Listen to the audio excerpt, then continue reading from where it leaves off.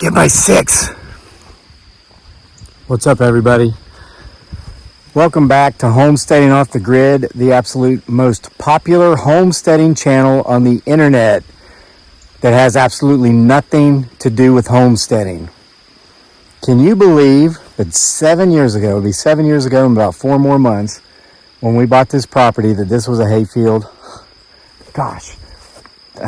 Trust me, I got some stories for you here today, and we're going to look for him, her, it, or they. This stuff is so thick now, he, she, it, or they can be hiding in here, which I do believe they are. It's going to be even harder to see them than it ever was. But this just blows my mind. I mean, look at this. Look at that beautiful pine tree. Wasn't even there. Sucker's 15 feet tall now. So we're going to do a walk and talk. I'm going to go up here into this thick stuff in the trail and tell you a couple things that I find really interesting. And also, remember, when is the veil thinnest? Well, of course, on Halloween. It started. I just heard a screech. So continue to get my 6. You never know who or what you may or may not see in these videos. So, of course, the veil's the thinnest on Halloween. But it's also thinnest at higher elevations throughout the year, where field meets forest, in the evening just before dark, and when there is precipitation, and I'm actually getting sprinkled on right now. So this is a really good evening. Okay, so I've been meaning to do a walk around and show you guys a whole homestead. Those of you who've been watching for years, this place has grown up so much. Literally thousands of trees we planted, over 100 fruit trees. I'm standing beside one. Look at this. Dun, dun, dun. Look at that apple. These are yellow delicious apples. We planted these trees when they were maybe 4 feet tall. Got them at Lowe's, not sponsored, maybe 5 years ago. And look at this. This is our little apple orchard we planted back here. We started with 8, 7 have made it. 2 each of 4 different types of apples. But look at this. I mean, they're really producing. I make sure to water all of these trees. There's some cedar apple rust, nothing to worry about. But this tree's loaded. There's all kinds of apples up there. I can't zoom from this angle. And then over here's a red delicious tree. The tree's not as robust as the other one, but look at all these apples everywhere. And of course, this is our secondary fruit orchard. The prime fruit orchard is way down there.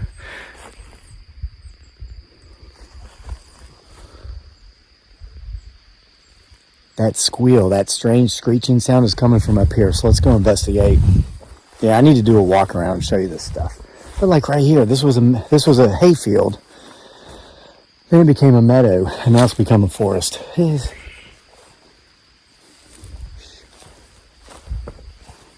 So I've got to practice my technique again, because I as I mentioned in a recent video, I may or may not be coming out of retirement. I may go once again actively into the field of cryptozoology, because something that was happening around here a couple of years ago started happening again.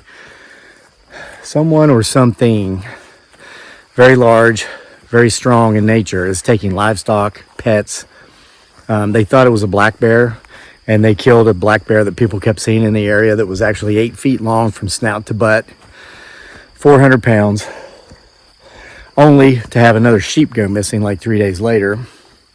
Look at this trail. I mean, you see how tall these trees are as we go through here. They envelop me. It's like I'm a piece of mail, albeit third class. I'm enveloped now when I walk through this trail. I used to be able to look down and see the whole property from these trails, but now you can't see through them. Get my 6. So I'm going to talk to you today about opportunities. 2 different types. Number 1, the ones you make for yourself.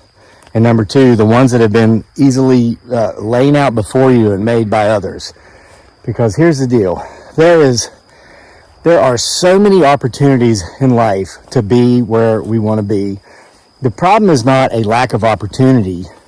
The problem is that most people are unwilling to do the work required to capture and take advantage of those opportunities. Now, mind you, and this is always, I see a deer. Oh, it's a buck. See if you can look through this opening in the trees. There's his butt. I can't zoom in from this angle. Let me see. I'm going to show you this buck. He's got some horns on with velvet on. Buck. See that buck? The deer flies are getting him. Oh, there he goes. He's like, I don't want to have nothing to do with you. All right. So they've got their horns back now. They're still growing. They've still got velvet on them. So listen, it doesn't matter how many opportunities are out there.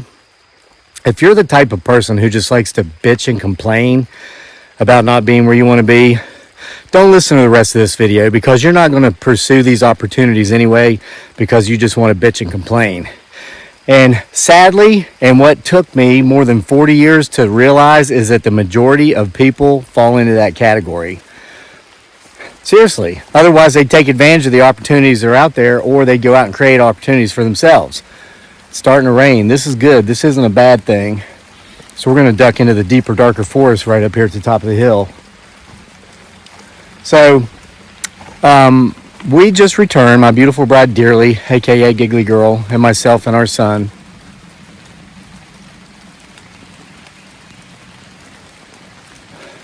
My spidey senses is telling me we're being followed, so keep watching in the background. Watch for peekers. If you see something, timestamp it. It's a really strange place. There's really strange structures around here and everything. So, we just got back from Baltimore, Maryland. We went up there and saw a concert. We saw Bryan Adams. He's on tour. And I'll tell you who opened up for him was Joan Jett and the Blackhearts. You remember her, right? I love rock and roll. Put another dime in the jukebox, baby. We were talking about that song on the way up. And I told my wife, I wonder how many Gen Zers even know what a jukebox is. And a dime, when they did go like out, like in the 90s, it cost $1.25. You got like 3 songs for that. Okay, we're entering the forest, so things are going to get darker, literally. So let's stay here for a second and look around. We want to make sure we don't walk into some sort of trap. They have a tendency to flank us in this forest, try to cut us off from my house, my escape route. So about halfway through her show, their keyboardist, I wish I could remember his name. I think Ken was his name. He was one of the founders of the band, him and Joan, and he gave a little bit of a history of the band, and I guess it would have been in the late 1970s. He said, you know, they were playing, they were writing music, and they were going around trying to get a record deal, and nobody would sign them. And they were continually told that you can't have a rock band that's fronted by a girl. Nobody's going to get into this, and we're not going to waste our time and our money signing you to our label and producing your albums. They said it would never work. Well, Ken said that what they did is they pulled their money together, they borrowed money, they printed off their own album, their first record, and they would go perform anywhere anybody would let them perform, and they sold those vinyl albums out of the trunks of their cars. And that album had a hit off of it, and they went mainstream. They were played on the radios, they were played on MTV. Back then, MTV, actually shortly thereafter, like 1981, whenever MTV started, they actually used to play music videos. I don't even know what they do now. I haven't watched it in so long. But they made it. They made it big. And then they created their own label. It's called Blackheart Records. And the rest is history. So I share this story because it's very inspirational. And that's a story about creating your own opportunities. They wanted something in life. They wanted to be successful as a rock and roll band. And everywhere they went, they were told no. And so they finally, instead of looking without, they started looking within, and they took action within, and they took advantage of that opportunity. And I mean, here she is. She's 64 years old now, still looks great, still sounds great. She performed great, her and the whole band. They're still out there doing what they love, and she just put out a new album. Joan Jett and the Blackhearts just put out a new album. So where there's a will, there's a way. We've all heard that. But now I'm going to talk to you about another opportunity. This is something I've been finding out here in our travels. We've been traveling a lot already this spring. keep getting my 6. The rain's really starting to come down.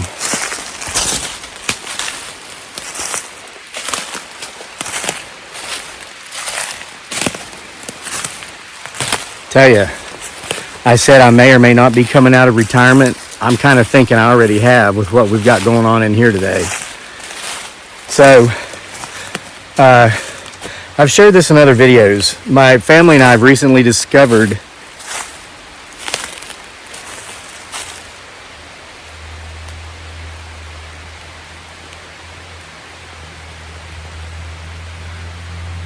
we have recently discovered the beauty of the frugality of KOA campgrounds, state park campgrounds. So it allows us to do more on our travels, more bang for your buck, because instead of paying like $180 to stay, in a hotel, or $250 in downtown Baltimore to go to a concert, we stay at a campground in our tent for $30 a night.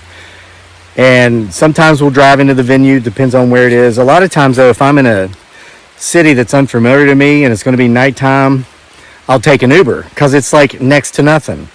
When we saw Air Supply in Roanoke last year, I think it cost us like $12 each way, $24. I mean, you're going to pay more for that, more than that for parking. But I've just found something interesting. Look at this.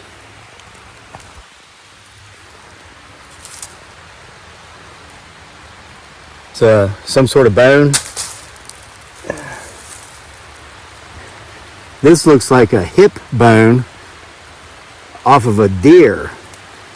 Okay?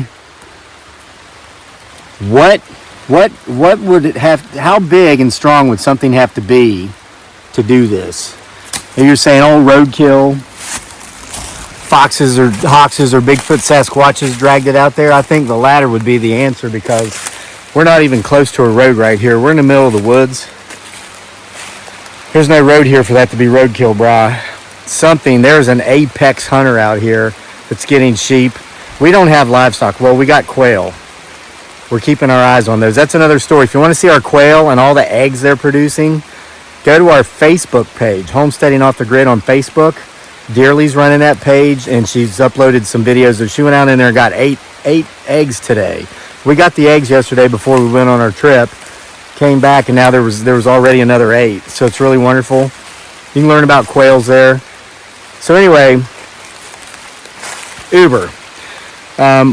We were at Virginia Beach a couple weeks ago. We went down and saw Sam Hunt and Jordan Davis in concert. And the Uber driver was telling me, because we were just small talking, he was telling me he makes $10,000 a month driving Uber. Let me remove that raindrop. And it's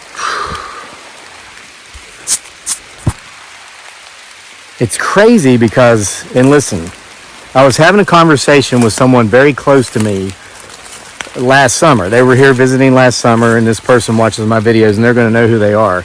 And so I don't want to come across as disrespectful when I say this, because I love this person, and this person knows it. I'm just relaying a conversation we had, part of a conversation. She's a teacher, and she was complaining about her pay being low. And I know teachers' pay is low, okay? And my thoughts on it, I personally feel they should get paid a lot more, because I really believe their job is very important. And I know that there are a lot of good teachers out there. They get a bad rap because there are some that are not so good, but it's like that in any field. You look at law enforcement. Wonderful police officers out there, but there are some bad seeds that murder people. And so everybody looks down on all of law enforcement when really it's just the bad apples that are creating that negative reputation, kind of like in teaching. So, but she made the comment when she was talking about how she felt she should be paid more for what she does. She says, what do they expect us to do? Teach all day and then go home and drive Uber? And I thought about it, and I said, that's not a bad idea. And she, of course, didn't really take that well.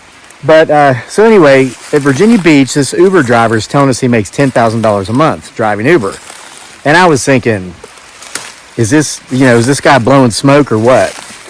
I didn't know him well enough to, but I'm decent at being able to tell when somebody's trying to pull my leg, and I didn't get the feeling this guy was being dishonest. So this week when we went to see Brian Adams and Joan Jett in Baltimore, we were at a campground right outside of the city, right there on the border where DC and Baltimore meet. And we had another Uber driver. And I told this woman, she was a black woman, probably early 40s, a little bit younger than me. I told her what this guy said at Virginia Beach, and I said, does that sound accurate to you? And she said, that sounds more than accurate. And then she told me her story. Her story was that she had been a teacher. Well, she was up until like this week. She had taught for 12 years. And she said something happened to her. Her car got totaled last year. And it was going to be in the shop for a couple of weeks.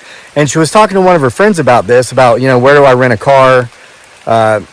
She was in an accident and she was at fault. So she was not provided a car through her insurance company. And her friend happened to be an Uber driver. And they said, well, you can rent a car from Uber, because I didn't know how Uber works. But one of the things you can do is you can actually rent a car through them, so you don't have to use your car. Or if you don't have a car, but you've got a valid driver's license, you can rent a car through them. It costs $300 a week, which of course is tax deductible because you're a 1099 subcontractor. You're not a W-2 employee like a teacher. If you're on W-2, you can't itemize it. I mean, some try to do it. They buy classroom supplies and all that. Be careful. And it's such a marginal amount, the IRS probably doesn't care. But as a 1099 subcontractor, like a social media content creator or an Uber driver, any money you spend on what you do is a tax deduction. So there's that advantage over being a W-2 employee. So she said she rented a car through Uber, and she decided to, that summer, because that got her mind thinking about driving Uber. So she said she had to watch a video for training, and pretty much all there was to it, and give a copy of her driver's license. And her first week, she made more money than she makes in a month teaching, which isn't saying much, because I know teachers aren't paid well, and this isn't a knock on teachers, and I'm not belittling you because of your low salaries. It's not a secret to anybody. So she drove Uber all last summer, and she made more money than she made that entire year teaching. And she said when she went back to teaching this year, it was so much harder to do, because she knew she could be her own boss, her own woman, out there doing her own thing at her leisure, working any time of the day that she wanted, not working any time of the day that she didn't want to, and make more money doing it as an Uber driver. So, and also she says she told us, she said, you guys are parents. I don't want you to take this the wrong way. But she said, as a public school teacher, all discipline has been removed from the schools. I am not allowed to discipline students. I have students that are absolute nightmares. And she said, not the majority. She loves the majority of the kids she works with, but you got those few that really make it a challenge. She can do nothing. And anytime she says something to these students that these students decide to take the wrong way and be offended by, Mom, Dad's usually not in the picture, is at the schoolhouse demanding her job be taken from her. And she said, and she told us, you guys are from Virginia, which we are. She says, more than anybody, because it happened in your state. I now have to worry about my students coming to school and shooting me. This is a reality I face every day, and I'm doing it for an amount of money that I cannot pay my bills with unless I go out and supplement my money doing something like driving Uber. And she said, it finally occurred to me, I can just drive Uber alone and make multiple times. This past spring break, she said she tested it out. For her spring break, she didn't go anywhere. She drove Uber all week, and she made more money in 1 week in April driving Uber than she made teaching the entire month of April. So she's done. She is not returning to teaching. She has now started driving Uber full time, making multiple times. And I hear what you're saying. She's like, or you're saying, well, but I don't teach for the money. I teach because I'm helping save the world, whatever. If that's the case, then stop bitching and complaining about how much money you make, or do something about it. And again, 90% of the people who bitch and complain are just whiny little bitches who merely want to bitch and complain. They don't want to take advantage of opportunities that are out there, or they would have done so by now. But for those of you, I'll tell you, there's a guy on YouTube that I watch. His name's Lay McNasty. He does mostly shorts.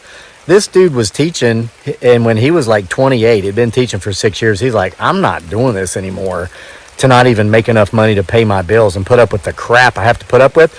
The Uber driver, I didn't realize this. She was telling us about IEPs, individualized education plans. These are for kids who have been, they've got a special need of some sort. It can be a learning disability, or it can be a behavioral disorder like ADHD. She says these kids are untouchable. And teachers literally have to do their work for them so they pass, because if you fail a kid that has an IEP, you might lose your job. And she said that's bad enough in and of itself, but it's gotten to the point to where she has students who have IEPs telling her, no, I didn't do my work. No, I'm not going to do my work, because I know if you fail me, you'll lose your job because I have an IEP. And she says she's just done with it. So she's doing Uber full time now, making multiple times the money she makes teaching. But the benefit here, the biggest thing she's done is instead of bitching and complaining about her situation and expecting her environment to change for her, which is never going to happen, guys. Our environments are not going to change for us. She chose to adapt and overcome and change her environment by exiting the environment and going into a new environment. She's working half the hours for literally 4 to 6 times the pay and none of the headache. None of the headache. So I'm going to head on back to the house because this rain's starting to come down real hard now. If you saw anything moving in the background, timestamp it so others can watch as well. I hope you got something out of this. I mean, Joan Jett changed her environment by taking the tasks upon herself to go out there and get her own deal. The Uber driver was in an environment that she didn't see as changing, so she exited the environment. Remember this: Viktor Frankl, a Jewish man who survived the Holocaust, wrote a book called The Meaning of Life. I highly recommend you read it. He says when we're in a situation that we're not happy with, we're uncomfortable with, we can do one of 3 things. We can exit the situation like the Uber driver did. We can change the situation like Joan Jett did. Or if we can't do either of those 2 things, we must accept our situation. Otherwise, it will drive us crap crazy and we will be miserable for life. So if you're not happy where you are, you're not happy with what you're doing, or if you are happy with what you're doing, but you're not happy with how you're being compensated for what you're doing, stop doing it, do something else. You're not going to change it, especially if you're working for the state, for the government, and if you're a teacher, that's what you're doing. For number 3, accept it. You've got to accept it. And do everybody around you that favor and accept it, because nobody likes a whiny little bitch. See you for more next time from here at Homesteading Off the Grid, the most popular homesteading channel on the internet that has absolutely nothing to do with homesteading. Go check out our Facebook page so you can see our quails are cute.